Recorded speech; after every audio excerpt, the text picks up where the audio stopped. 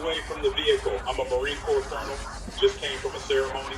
That uniform is fake. Everything stops. Camera recording. Witnesses watching. Gas station Riverside Sunday night. Deputy Brennan approaches hand on weapon. He's already decided before seeing the man's face. Anonymous call 10 minutes ago. Black guy in military costume looks threatening. Colonel Whitfield, 56, stands at pump 5. Marine dress blues.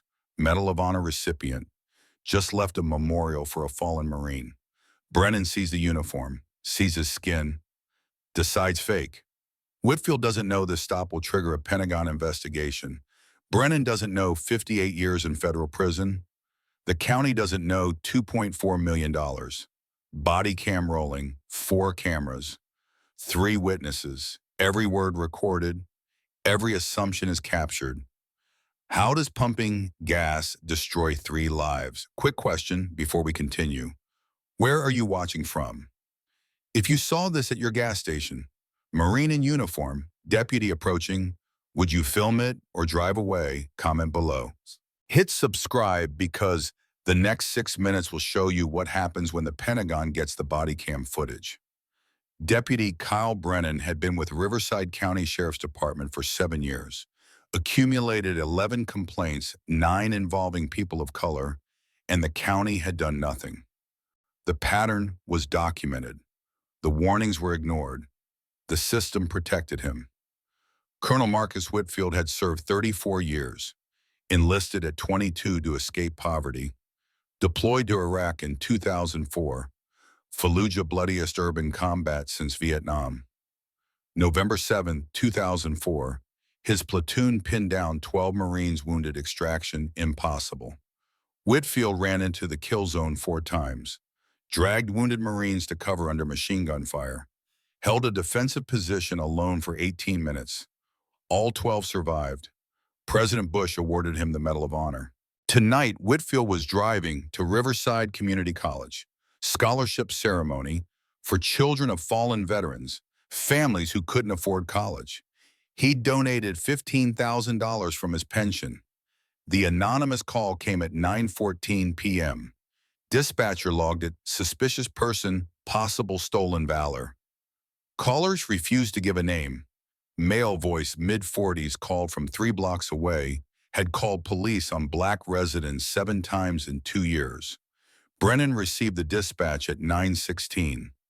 Lights on, siren off, driving fast. His narrative was already written before arrival: homeless guy, thrift store uniform, stolen valor, easy arrest. Should you verify credentials before assuming someone's a criminal, or does the uniform on a black man automatically look fake? Brennan pulls into the station at 9:17. He's already decided. Whitfield reaches slowly into his jacket pocket, pulls out his common access card, the military ID every service member carries, and extends it toward Brennan. The card has a hologram that shifts in the light, an embedded RFID chip visible through the plastic, the Department of Defense seal embossed at the top, Whitfield's photo, rank, and serial number printed beneath. Brennan takes it, glances at it for maybe 3 seconds, hands it back. Anyone can print a fake ID. They sell them online for $20. Whitfield stares at him. Officer, this card has security features. The hologram, the chip, the OD seal. You can call Naval Base Pendleton right now. They'll verify my identity in 2 minutes. I don't need to call anyone. I can tell what's real and what's fake. No one moves. The fluorescent lights hum overhead. A car pulls into pump 3, driver watches. Brennan steps closer, voice harder. Take off that costume. You are not authorized to wear it. Remove it immediately. Whitfield's jaw tightens. 16 years in combat zones, 3 Purple Hearts, the Medal of Honor pinned to his chest by a president, and he's being told to strip out of his uniform at a gas station under fluorescent lights with strangers watching. Officer, I'm not removing my uniform. This is my dress blues. I earned every ribbon on this chest. I'm asking you one more time, verify my credentials before this goes further. That's a direct order. Remove the uniform or I'll remove it for you. Silence fills the pump area. People stop pretending not to watch. James Park is 62. Army veteran Korea pumping gas at pump 3 recognizes the ribbons immediately. The Navy Cross distinctive blue and white stripes. The Purple Heart, the Medal of Honor's light blue with white stars. He walks closer. Officer, those ribbons are in the correct precedence order. That's not something you can fake without detailed military knowledge. Brennan doesn't look at him. Step back, sir. This doesn't concern you. Sarah Chen, 28 nurse inside the convenience store, pulls out her phone and dials 911 a second time. I'm calling about the Shell station on Highway 101. There's a deputy harassing a Marine officer. The Marine showed ID.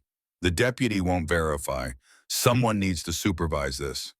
Miguel Santos, 45 truck driver, pump 7, already recording on his phone, uploads the video to Facebook Live. 17 people watched. 43, 89. Two more patrol cars pull into the station lights, swirling. Deputy Maria Santos and Deputy Jeff Coleman step out. Santos sees a black man in military uniform, hands visible, calm demeanor, and her colleague aggressive, confrontational. Something feels wrong. She approaches.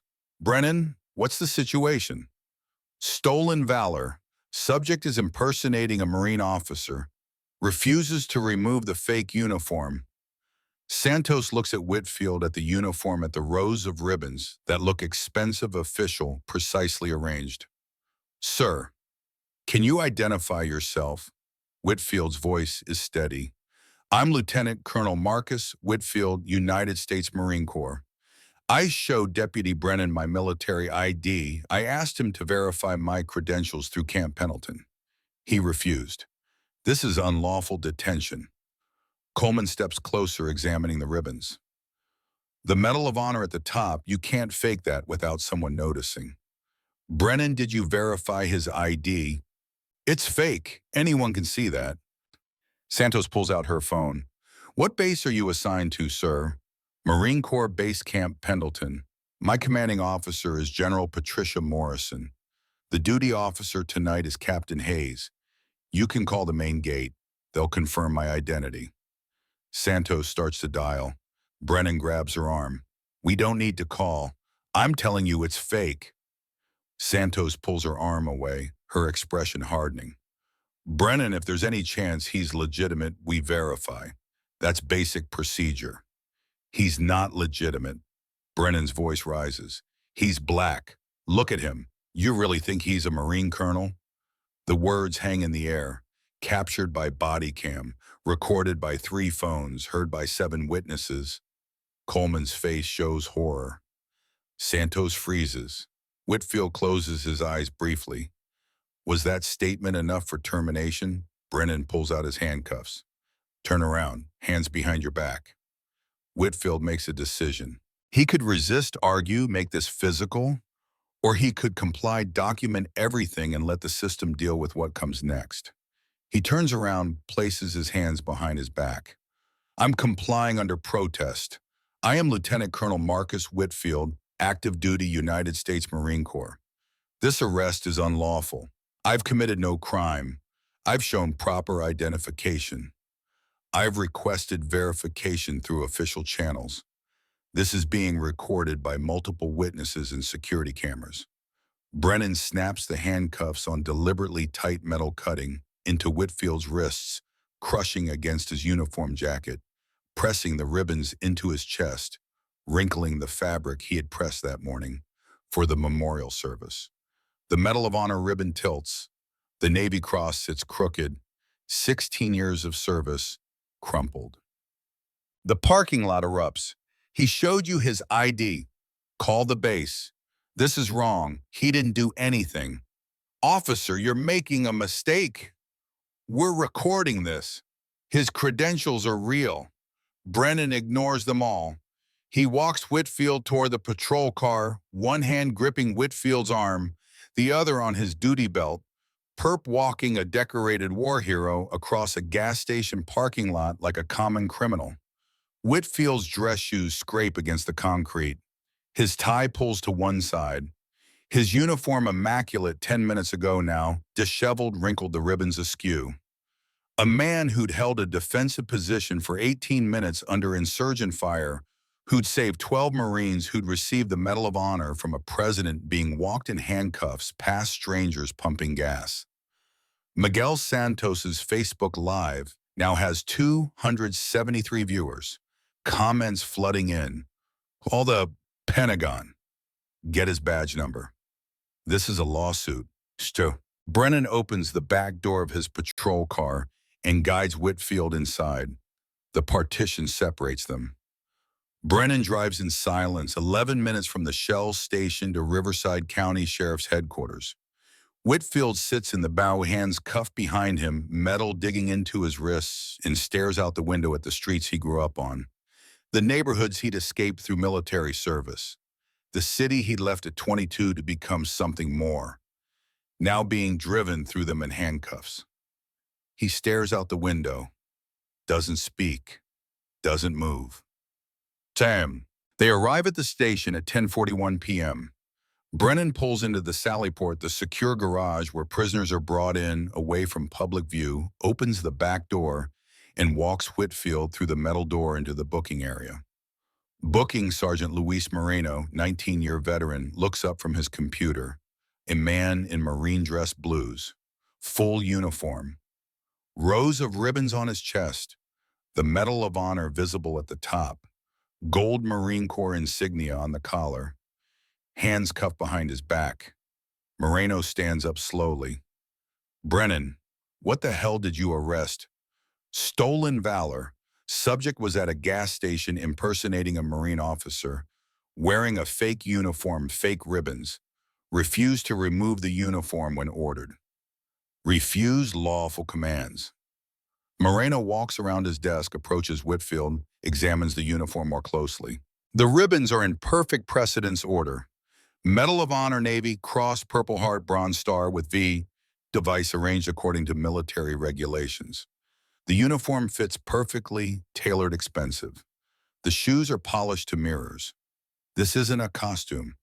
Sir, what's your name? Whitfield's voice is calm, but carries the exhaustion of someone who's been fighting an absurd battle for 30 minutes. Lieutenant Colonel Marcus Whitfield, United States Marine Corps, serial number M7721843. Moreno holds out his hand. Can I see your ID? Whitfield nods toward his jacket pocket. Inside left pocket. Moreno carefully reaches into Whitfield's pocket and pulls out the common access card. He examines it under the bright booking area lights. Hologram intact.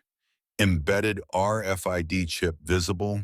Department of Defense seal embossed. Photo matches. Rank shown Lieutenant Colonel 05. Branch United States Marine Corps. Expiration date 18 months from now. This isn't fake. Moreno has seen fake military IDs printed on cardstock. Wrong fonts, no security features. This has weight, texture, multiple security layers. An RFID chip you can't counterfeit. He turns to Brennan. This looks real. It's fake. Anyone can print those. Moreno walks back to his desk, picks up his phone, dials the number for Marine Corps Base Camp Pendleton Main Gate. It rings twice. Camp Pendleton Main Gate, Corporal Davis speaking. This is a non-secure line. Corporal, this is Sergeant Moreno, Riverside County Sheriff's Department. I need to verify the identity of someone claiming to be one of your personnel. Lieutenant Colonel Marcus Whitfield says he's assigned to your base.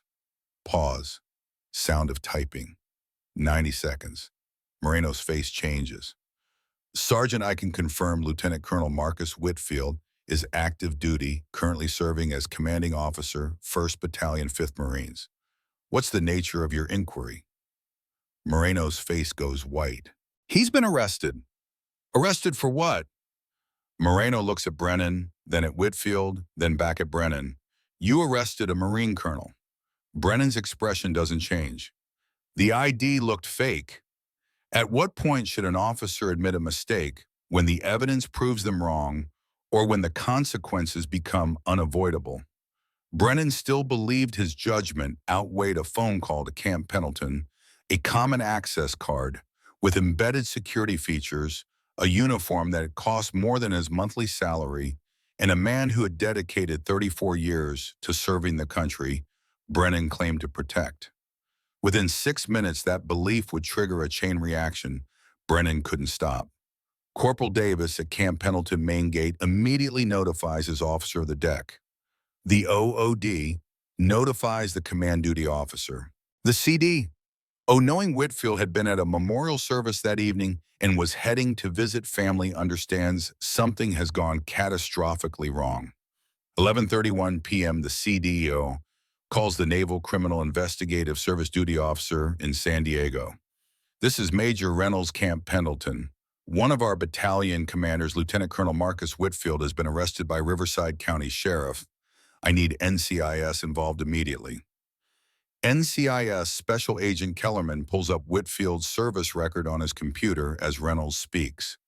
34 years of service, 4 combat deployments, Medal of Honor, Purple Heart 3 awards, Bronze Star with Valor device, active top secret/SC, I security clearance, 0 disciplinary issues in 3 decades.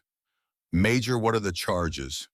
Unknown, but he was in dress blues heading to a scholarship event. Whatever happened, this needs federal attention now. 11:38 p.m. NSA East notifies Marine Corps Forces Command Headquarters. Marine Forces has a direct line to the Pentagon for situations involving senior officers and security clearance holders. By 11:47 p.m., the duty officer at the Pentagon's Marine Corps Operations Center is briefed. Lieutenant Colonel Battalion Commander, Medal of Honor recipient, arrested in California under unclear circumstances. This isn't a local matter anymore. 12:03 a.m., Marine Corps Judge Advocate, General Attorneys at Camp Pendleton are activated. 2 senior military lawyers begin preparing to drive to Riverside. Pentagon public affairs officers are notified, preparing for what could become a national story: decorated Marine arrested while in uniform. 12:15 a.m. Whitfield's commanding officer, Brigadier General Patricia Morrison, personally calls Riverside County Sheriff Robert Decker at home. Decker, pulled from sleep, listens as Morrison explains with barely controlled anger that one of her battalion commanders, a decorated officer with 34 years of exemplary service, has been arrested at a gas station for wearing his uniform. Sheriff Lieutenant Colonel Whitfield holds a top-secret clearance. He's been on classified deployments. He earned the Medal of Honor for extraordinary heroism under fire, and one of your deputies arrested him for stolen valor. I have NCIS involved. I have Marine Forces notified. I have Pentagon Public Affairs preparing a statement. And I'm about to notify the Commandant of the Marine Corps that one of our battalion commanders was arrested for being black in uniform. Decker's blood goes cold. He's already out of bed, pulling on clothes, heading to his car, calling the station as he drives. The watch commander briefs him.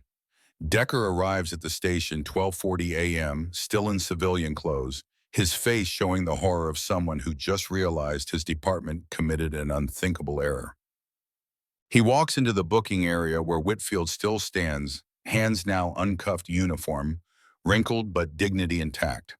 Colonel Whitfield, I'm Sheriff Decker. I cannot adequately apologize for what's happened here. You're being released immediately. All charges are dropped. Whitfield's voice is quiet, controlled. Sheriff, your deputy arrested a decorated military officer at a gas station for wearing his uniform. He refused to verify my credentials. He demanded I strip out of my dress blues in public. He handcuffed me in front of witnesses. An apology doesn't fix this. Decker nods, pale. I understand, sir. We'll conduct a full investigation. The Pentagon is already conducting their investigation, Sheriff. This is out of your hands now. While Whitfield stands in the booking area, his complete service record is being reviewed on computer screens from San Diego to Washington, D.C. Every deployment, every mission, every award, every evaluation. Naval Criminal Investigative Service pulls his full military personnel file. Enlisted 1990, age 22. Marine Corps boot camp graduated honor graduate. Infantry training top of class. First deployment Iraq 1991 Gulf War. Second deployment Iraq 2004 Fallujah. Third deployment Afghanistan 2009 Helmand Province. Fourth deployment Iraq 2016 Mosul fighting ISIS. November 7th, 2004 outside Fallujah. Whitfield's company ambushed by insurgent forces, 12 Marines wounded, pinned down by machine gun fire and RPGs. Whitfield, already hit by shrapnel in his left leg, ran into the kill zone 4 separate times, dragging wounded Marines to safety under continuous fire. He held a defensive position alone for 18 minutes while the company called for air support and evacuated casualties. He took fire from 3 directions, returned fire until his ammunition ran out. All 12 Marines survived. President George W. Bush awarded him the Medal of Honor at the White House, February 2005. The citation described extraordinary heroism in the face of grave danger and complete disregard for personal safety. At 1:17 a.m., Riverside County Internal Affairs pulls Deputy Kyle Brennan's complete personnel file. 7 years with the department, 11 complaints, 9 involving people of color. The pattern is unmistakable. Black family barbecuing at a park demanded permits, threatened citations. Hispanic teenager skateboarding detained 40 minutes is searched without consent. Asian businessman photographing downtown architecture questioned about terrorism. Black college student driving through suburb pulled over for suspicious vehicle, car search, nothing found. Every complaint documented, every complaint investigated in isolation. 3 resulted in written reprimands filed and forgotten. 5 resulted in mandatory retraining sessions Brennan attended, but never internalized. 3 closed with insufficient evidence. 0 resulted in suspension or termination. The county saw each incident separately, never connected them into the pattern they formed. A deputy who saw people of color in spaces where his bias said they didn't belong. At 2:08 a.m., the United States Attorney's Office for the Central District of California is notified by NCIS. Federal prosecutors review the evidence, body cam footage, witness statements, security camera recordings, Facebook Live video. They hear Brennan's words, "He's black. Look at him." They see Whitfield's credentials, common access, card uniform, ribbons, military bearing. They review the statute 18 United States Code Section 242, deprivation of rights under color of law. Federal charges are filed at 6:33 a.m. Deprivation of civil rights, false imprisonment, assault on a military officer, maximum sentence 58 years in federal prison. Was 58 years appropriate for arresting a war hero at a gas station, or does the punishment fit a pattern the county ignored for 7 years? The trial lasted 3 days. Federal court, downtown Los Angeles, United States versus Kyle Brennan. The prosecution played the body cam footage on day 2. Brennan's voice clear and unmistakable. "He's black. Look at him. You really think he's a Marine colonel?" The defense attorney tried to argue context, stress, split-second decision-making. Under pressure, the jury watched Whitfield standing calmly at pump 5, hands visible, offering his military ID, asking repeatedly for verification. They watched Brennan refuse to make a single phone call. They watched 3 witnesses try to intervene. They watched Brennan handcuff a man in Medal of Honor ribbons. The jury deliberated for 47 minutes and returned a guilty verdict on all counts: deprivation of rights, under color of law, false imprisonment, assault on a military service member. Sentencing came 6 weeks later. Judge Catherine Wu presided. She reviewed Brennan's history, 11 complaints over 7 years, 9 involving racial bias, the county's repeated failure to discipline or retrain. She reviewed Whitfield's service record, 34 years, 4 combat deployments, Medal of Honor Purple Heart, 3 times a man who'd risked his life for strangers, and was treated like a criminal for pumping gas. The federal sentencing guidelines allowed up to 58 years. Judge Wu sentenced Brennan to 42 years in federal prison, no parole, no early release. Brennan, 31 years old at sentencing, would be 73 when eligible for release. The courtroom was silent. Whitfield sat in the gallery in uniform and showed no reaction. Riverside County settled the civil lawsuit 8 months later. $2.4 million paid to Lieutenant Colonel Marcus Whitfield. The settlement included no admission of wrongdoing standard legal language, but everyone knew what it meant. The county's insurance carrier demanded immediate policy changes as a condition of continued coverage. Riverside County Sheriff's Department was forced to implement new protocols, mandatory verification of all military credentials before any detention or arrest, body camera footage review for every traffic stop and field contact, 3-strike termination policy for bias complaints. 3 substantiated complaints in 5 years equals automatic termination, no appeals. Quarterly implicit bias training attendance, mandatory tracked and audited. External review board with civilian oversight for all excessive force and discrimination complaints. The policies went into effect January 1st. 17 deputies resigned rather than comply. 4 were terminated in the first 6 months under the new 3-strike policy. The department didn't collapse, it adapted. Complaints dropped by 62% in the first year. Lieutenant Colonel Marcus Whitfield is still serving, promoted to colonel in 2025, now commanding officer of the 1st Marine Division at Camp Pendleton. The $2.4 million settlement, he kept $300,000 for his family. The rest, $2.1 million, went into the Whitfield Scholarship Fund for children of fallen and disabled veterans. $340,000 distributed so far. 47 students received full-ride scholarships to community college or trade schools. Kids whose parents died in Iraq, Afghanistan, Syria. Kids whose parents came home with traumatic brain injuries or missing limbs. Kids who thought college was impossible. Whitfield attends every scholarship ceremony, shakes every hand, tells them what he told a reporter last year.